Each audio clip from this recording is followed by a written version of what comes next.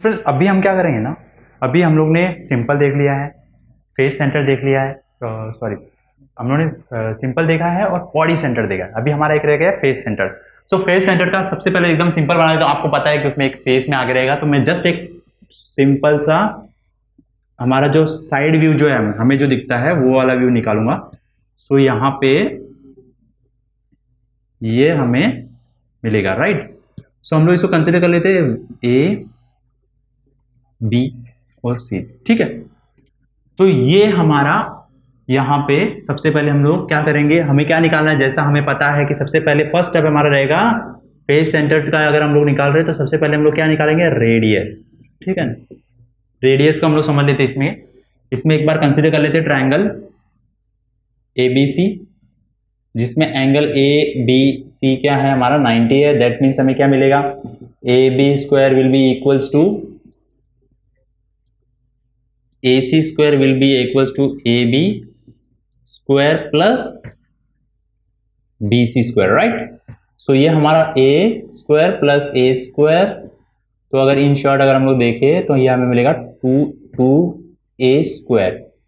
चलो ये निकाल देते हैं, स्क्वायर निकाल ही देते, तो A square equals to 2√A मिलेगा, राइट। तो ये अभी पता चल गया कि हमारी इसकी वैल्यू कितनी है, हमारा इसका वैल्यू जो है हमारा 2A स्क्वायर। अभी देखो यहां पे रेडियस कितने आ रहे हैं, 1R 2R है ना, 3R और ये 4R, मतलब 4R आ रहे हैं यहां पे भी, करेक्ट। तो 4R यहां पे आ गया। अभी इसको और सिंप्लीफाई कर लेते हैं। तो अगर हम लोग को पता है AC का वैल्यू कितना है, π√2A है, बराबर है। और रेडियस का फॉर्मूला जो हम लोग जो रेडियस अभी R का वैल्यू कितना हमारा है, 4R मिल रहे, बराबर है। तो 4R इक्वल्स टू ये मिल जाएगा ना। अगर इसको हम लोग और सिंप्लीफाई करते हैं तो हमें क्या मिलता है, 4/A। अभी देखो इसको आप ऐसे भी ले सकते हो या फिर इसको और आपको स्मॉल वैल्यू में लाना है। तो अगर आप इसको स्मॉल वैल्यू में लाते तो कैसे मिलता है, देखो आपको √2 इंटू √2, बराबर है। और अगर 4 का अगर मैं लिखूं तो 2 इंटू √2 आता है। तो ये है ना, तो यहां पे इतना आपको मिल जाता है। तो अगर आप इसको ऐसे लिख सकते हो A/2√2, क्योंकि एक 2 का वैल्यू कितना रहता है, रूट रहता है। अभी देखो 2 विल बी इक्वल्स टू, अगर 2√2 लोगे आप तो एक 2 बनता है, और यहाँ पे 4 इंटू 4 आपका आ रहा है। तो यहाँ पे एक √2 ये कट हो जाए, एक √2 और एक आपका रूट इसका कट हो जाएगा। तो आपको इतनी वैल्यू जो है वहां पे यहाँ पे नीचे मेंशन करनी है। तो ये आपका R की वैल्यू मिल गई, आपको रेडियस मिल गया हमें। सेकंड पॉइंट हमारा क्या था, steps, volume of the sphere निकालना है हम लोगों को। किसका स्फीयर निकाले हम लोग, सेंटर बॉडी सेल का। तो फेस सेंटर का अगर वॉल्यूम ऑफ स्फीयर निकालना है तो हम लोग क्या फॉर्मूला रहेगा, फॉर्मूला हमारा सेम है, 4/3πr³ लेंगे, ठीक है ना। अभी यहां पे हम क्या करेंगे, R का वैल्यू पुट करेंगे, 4/3πr³ निकालना है तो A2√2 इसका क्यूब निकाल लेंगे। अगर इसकी क्यूब की अगर आप वैल्यू निकाल लोगे तो आपको जो वैल्यू एंडिंग में जो मिलेगी वो रहेगी हमारी पाई। देखो एकदम सिंप्लीफाई में हम लोग लिख रहे हैं इसको A³, ओके। अगर अभी देखो यहाँ पे जो वैल्यू मिल रही है उसके हिसाब से हमें कितना लिखना है, यहाँ पे 12√2। ये हमें सिर्फ और सिर्फ वॉल्यूम जो स्फीयर है ना, पार्टिकल, एक स्फीयर का वैल्यूम हमें मिला है। अभी हम लोग थर्ड स्टेप हमारा क्या है, volume of particle in cubic, जो भी हमारा face centre cubic unit cell है उसका। तो अभी पार्टिकल्स, टोटल पार्टिकल्स कितने हैं इसमें, तो पार्टिकल्स कितने आएंगे हमारे, अभी ये देखो ये फेस सेंटर है ना। अगर फेस सेंटर का अगर आप याद करते तो कॉर्नर्स पे हम लोग को मिलेंगे एटम्स। कॉर्नर्स पे हमारे कितने हैं, 1/8 पार्ट है, 1 कॉर्नर पे है फेस में, फेस में कितना आता है हमारा, हाफ आ जाता है, बराबर है ना। कितने फेसेस रहते हैं, 6 फेसेस है, तो 6 कंसीडर करेंगे, राइट। बाय हाफ है, 3 मिलते हैं, 3 + 1 कितना हो गया, 4 है, यानी 4 पार्टिकल्स इन्वॉल्व है, इनटू ले लेंगे ये एक पार्टिकल का वॉल्यूम कितना है हमारा, इतना वॉल्यूम है। ये देखो ब्रेक हो गया, 4 × 1 = 4, 4 × 3 = 12। तो इन शॉर्ट हम लोग टोटल में इसको ऐसा लिख सकते हैं, π/a³, pi × a³ divide by 3√2। ये हमारा क्या हो गया, वॉल्यूम ऑफ द पार्टिकल हो गई। वॉल्यूम, पार्टिकल्स ने कितना वॉल्यूम लिया है। तो अभी हमें क्या निकालनी है, पैकिंग इफिशियंसी निकालनी है। पैकिंग इफिशियंसी का फॉर्मूला आपको पता ही है, volume of the particle in the unit cell divide by the total volume of the unit cell.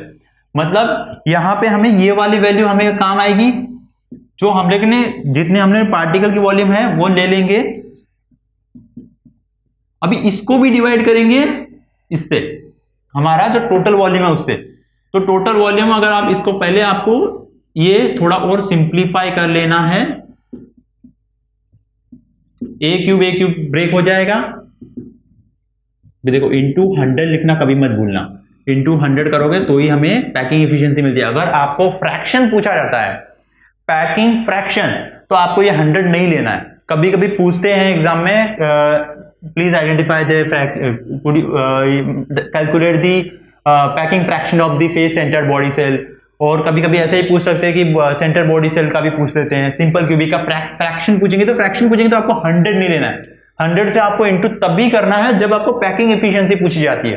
तो यहां पे अभी हम लोग कितना लेंगे, 3.142 डिवाइड बाय जितना अपना वैल्यू है ये ले लेंगे, इंटू 100 कर लेंगे। तो इंटू 100 करने के बाद में जो हमें वैल्यू मिलेगी वो हमारी कितनी रहेगी, यहां पे ऑलमोस्ट हमें 74% पैकिंग एफिशिएंसी मिलती है।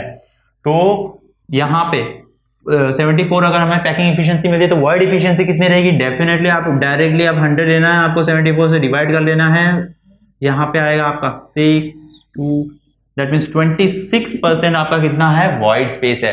देखो वॉइड का मीनिंग याद रखना है, वॉइड मतलब एम्प्टी स्पेस कितना है। तो ये एम्प्टी स्पेस आपको इसमें इतना मिल जाता है, 26% एम्प्टी स्पेस आपको फेस सेंटर बॉडी सेल के अंदर मिलता है। तो इससे आपको क्या क्या क्लियर हो गया, एक तो आपको 4 स्टेप में कभी भी ये पैकिंग एफिशिएंसी निकालनी है। पैकिंग एफिशिएंसी के लिए सबसे पहले आप क्या करोगे कि क्यूबिक कौन सा दिया है, वो सिंपल बॉडी सेल है, सेंटर्ड बॉडी सेल है, या फिर फेस सेंटर्ड बॉडी सेल है, जो भी दिया ना सबसे पहले उसको आप इमेजिन कर लो कि भाई फेस सेंटर दिया है, दैट मीन उसके फेस हमें कैलकुलेट करने हैं, कॉर्नर्स कैलकुलेट करना है। उसके बाद में जो एंगल दिया हुआ है उसको इमेजिन करो, अगर फेस सेंटर दिया तो हमें कौन सा एंगल लेना है, अगर हमें सिंपल बॉडी सेल दिया तो कौन सा एंगल लेना है। एंगल ध्यान में एंगल अगर आप ध्यान में रखोगे तो आपको सबसे आसानी होगी रेडियस निकालने में, क्योंकि रेडियस में आपको लेंथ पता होनी चाहिए कि यूनिट सेल का एज लेंथ कितना है।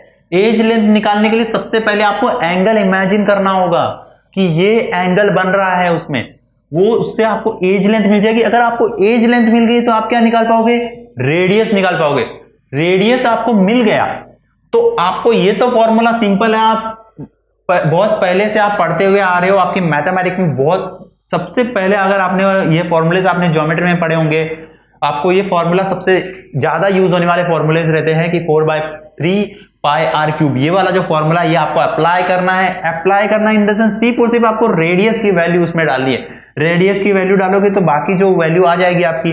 उसके बाद में इतना अगर आपको एक का अगर आपको रेडियस, अगर आपको एक स्फेरिकल बॉडी जो उसमें है उसका आपको वॉल्यूम मिल गया तो बाकी तो आपको रैंक याद है ही। रैंक अगर आपको याद है तो जस्ट आपको इंटू करना है उस वॉल्यूम से, इंटू कर दिया तो बस उसको a³ से डिवाइड करना है। a³ से डिवाइड कर दिया कि आपको पैकिंग एफिशिएंसी मिल गई, और 100 से इंटू करने के बाद पैकिंग एफिशिएंसी मिल गई। पैकिंग एफिशिएंसी मिल गई, क्या करोगे 100 से माइनस कर लो। 100 से जैसे ही माइनस करोगे डायरेक्टली आपको क्या मिल रही है, वॉइड एफिशिएंसी मिल रही है। तो फ्रेंड्स जस्ट स्टेप्स याद करने हैं आपको, 4 स्टेप का सिर्फ और सिर्फ 4 स्टेप याद रखने हैं। 4 स्टेप के लिए आपको सबसे पहले रिक्वायरमेंट आपको रहेगी सिर्फ और सिर्फ थोड़ी सी इमेजिनेशन। थोड़ी सी इमेजिनेशन करोगे आपको पूरे के पूरे पैकिंग एफिशिएंसी एकदम क्लियर हो जाएगी। फ्रेंड्स ये सबसे इंपॉर्टेंट क्वेश्चन है, तीनों की तीनों पैकिंग एफिशिएंसी एक्सप्लेन करने के लिए आपको पूछा जा सकता है एग्जाम पे। हो सकता है शॉर्ट क्वेश्चन के लिए आपको किसी एक की भी पैकिंग एफिशिएंसी एक्सप्लेन करने के लिए आ जाए एग्जाम में। बस आपको उतना ही याद रखना है और कुछ नहीं है, बहुत आसान है ये।